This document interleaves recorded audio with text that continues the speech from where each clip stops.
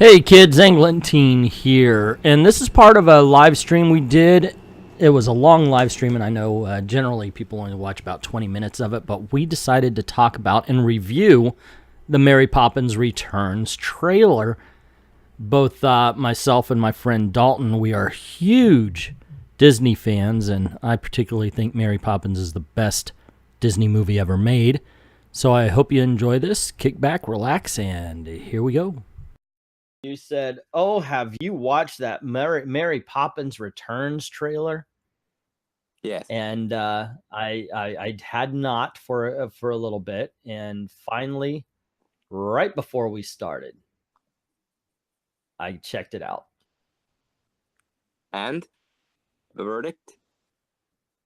I want to see this film. Yeah, I agree. My biggest hurdle was seeing Emily Blunt as Mary Poppins. But I know it's like it for me. It was like it's you ish, you know. She does. This is the thing with Emily Blunt. She's very hit or miss.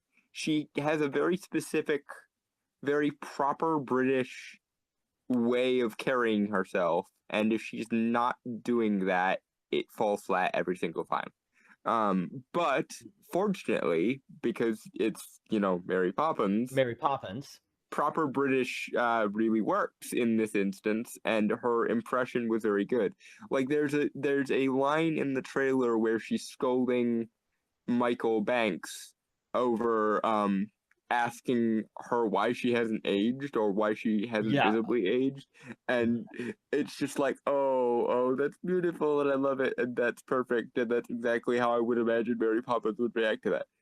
Yeah, I that was actually the exact line that got me on there, because when she walked in, she's very stoic and she's very, I'm like, okay, is she gonna play it mean? Because Mary Poppins was curt, but she wasn't mean. So I was like, oh, she looks mean. She doesn't. There we go. Okay, there she is. Yeah, it's like, oh, that's the thing they're doing is the thing where Mary is Mary, and that is good. Yeah. Now I do have to admit, like I said, it's the hardest thing for me is the fact that 40 years worth of watching Julie Andrews, it's hard to see anybody else as Mary Poppins and at all. I think it doesn't help that Julie Andrews is technically still alive. So like it's not. Wait, what do you mean technically?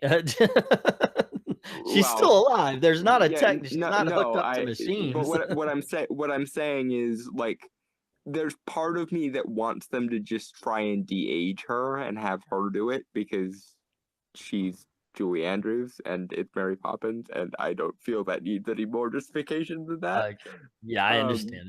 But now, like, I would say, well, she couldn't move like Mary Poppins because of her age. But then you see later in the trailer, Dick Van Dyke doing his little dance. So I love that meme that says 92-year-olds don't move this way unless you're Dick Van Dyke. I was like, so happy to see this man on screen again. It's like, I don't know if he's actually playing Bert in the movie, though. I hope to God that he is. No. He's playing the son of the banker from the first movie. Oh, okay. Yeah. Okay. That makes sense. Although I kind of missed Bert now. Yeah, I did have that as well when we saw the lamplighter. Yeah, Lamplighter Jack, played by Lin-Manuel Miranda. Yeah, when I saw the lamplighter, I was like, oh.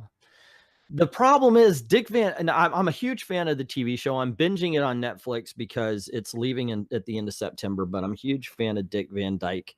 And so, and the problem with replacing Dick Van Dyke is you cannot because it's Dick Van Dyke. He's just, I mean, no matter if you think he had a bad British accent, which he did, it was just charming as all get out. That is Dick Van Dyke's power. That falls under the category of that's the joke. Like that's the whole point. He is that Cockney stereotype because that's just Bert's thing, and that's what makes it so funny, because you have Mary being very, upper crust and very very prim and proper, and Bert's just like, oh yeah, this and that and the other, and yeah, Yeah. it's Mary Poppins. Yeah, yeah, that one. and you can tell that like she's both taken aback and also charmed by it, and so we end up also taken aback and yet charmed by it, so it works. You would think that if they had real problem with it, like Julie Andrews would have walked them back and said, "Okay, we're gonna work on this." Just but no, it's the guy's charming as heck. So yeah, Professor Pixel saying the guy playing Bert 2.0, I don't know, will be rapping in the film. Apparently, that really is just something I do not want. Yeah, I didn't hear that, and they didn't show it on the thing. It sounds bad on paper.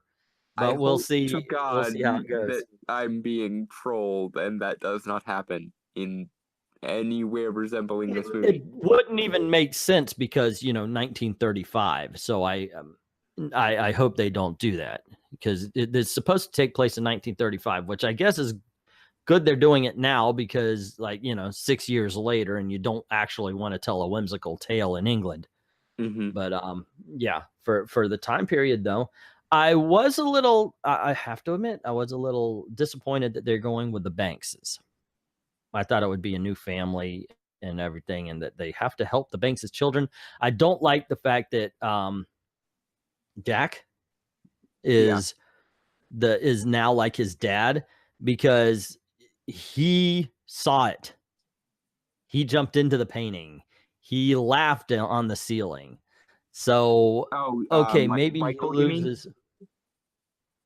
Michael. Why did I say Jack? I'm thinking Hook. Jack is the because it's the same story character, and Jack is okay. And Michael. No, I was totally thinking the Hook kid rather than while I was I named the Hook kid while I was thinking about Michael.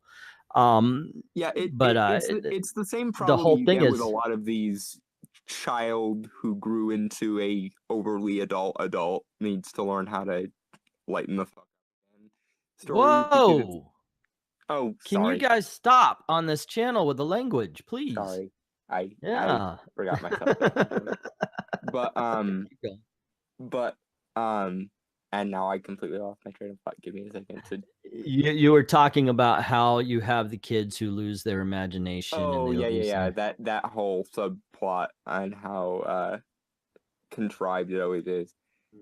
Especially when you do have someone who, has overt magic in their lives, as, Michael did. And I get that they're gonna do the thing where he rationalizes to himself and says, "Oh, it was just all my imagination. This couldn't possibly be real." And then Mary Poppins is going to be Mary Poppins and be slightly taken aback by that, and probably show him up, and it's going to be amazing. But of course, that doesn't fit if you have Jane next to him saying, "Hey, remember when we went into the chalk painting? And remember when we laughed on the ceiling?" And Mary Poppins slid up the banister. And yeah, it's also possible that she's going to try and I think a large part of the movie is going to be Mary Poppins basically showing that definitively, no, this was not your imagination. This is a thing that happened, and it's going to happen again because apparently I didn't teach you everything that I was supposed to teach. Which, okay, so my issue with it being the Bankses again is it makes Mary Poppins a little bit too much like a fairy godmother. Okay, yeah, I can see that. Because I'm watching it right now as well. The point that I always thought of her was she is a magical presence that comes into someone's life when they need her, and then she moves on to someone else, because the whole wandering mystic thing is basically what I always assumed for Mary. So I get that occasionally she might come back and basically check up on her charges every now and again, but seeing that it is the Banks again after 20 years, it's just like, okay, so are you coming back just because, a routine check-in? Are you coming back because they need you again? Are you coming back because you're disappointed? Like, there's so many motivations in this, and none of them really 100% work. So they're probably going to have to do some kind of, okay, I'm going to have to teach you this lesson again because you didn't learn it well enough the first time. Which I can totally see Mary Poppins doing, I guess, so that doesn't bother me. But like, seeing her so focused around the Bankses rather than, and maybe she will help other kids in the movie, or maybe she'll. What I've always wanted is seeing like some of her other charges from previous eras, because apparently she's been doing this for centuries. So wouldn't it be interesting to see? They did that kind of in the movie, the sequel to Nanny McPhee, where she'll run into somebody and they'll have been one of her charges, and you know there's that sort of almost similar to the way the Doctor is treated in Doctor Who, kind of, holy crap, that's you know, this person, and therefore I innately have respect for them, kind of thing. In the comment section, Trusty Sidekick is saying he wants a Mary Poppins Nanny McPhee smackdown. I'm not sure a smackdown would be appropriate because it's beneath both of them, but watching, I kind of imagine there's like this union of magical nannies that they're both a part of. Like, I could see them like in some like heavenly bureaucrat's office, just like coming and going from meetings together and like having just this courteous professional respect for one another. See, now that makes me think that there's this there's this angry old manager that's your tactics are off the charts, Mary Poppins. You're off this case. Oh, you can't pull me off this case. I'm gonna solve it without you, and you know, that kind of thing going on. Mary Poppins in a cop drama. Yeah, basically, that's what it sounds like here. What we have, we've got, she comes back to make sure they have been flossing after all those spoonful of sugar. That is plausible. Julie Andrews, it's an automatic win there. Yeah. Julie is almost perfect, isn't she? She was, yeah, especially as this. But oh my goodness, yeah. I mean, Julie Andrews in the original. That's why she got the Oscar. Yeah. And she definitely deserved it. So. So there you go, kids. What do you think? What did you think of the Mary Poppins Returns trailer? Did you like it? Did you hate it? Are you excited to see the movie? Or are you like, yeah, they're kind of treading old ground, you know? Let me know what you think in the comment section below. Also, if you like this video, you want to see more, you know the drill. Click like, share, of course, gets word out about the channel. That's always important. That's most important at this point. And don't forget to hit subscribe and the notification bell so you can come back and watch more videos. Also, if you don't mind helping out the channel, go on over to Patreon. Drop $1 in the till. Helps keep the lights on and helps keep making videos for you.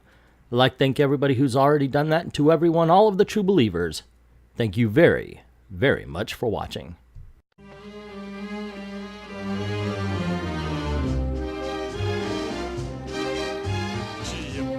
Chim chimney, a sweep is as lucky can be. Chim chimney, chiroo. Good luck, we're above when I shake hands with.